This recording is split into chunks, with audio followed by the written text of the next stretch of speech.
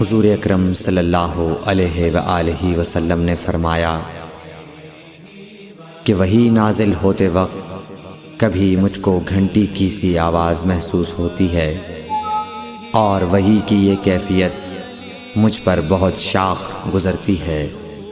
جب یہ کیفیت ختم ہوتی ہے تو میرے دل و دماغ پر اس فرشتے کے ذریعے نازل شدہ وحی محفوظ ہو جاتی ہے، اور کسی وقت ایسا ہوتا ہے کہ فرشتہ بشکل انسان میرے پاس آتا ہے اور مجھ سے کلام کرتا ہے، پس میں اس کا کہا ہوا یاد رکھ لیتا ہوں۔ صحیح بخاری حدیث نمبر 2۔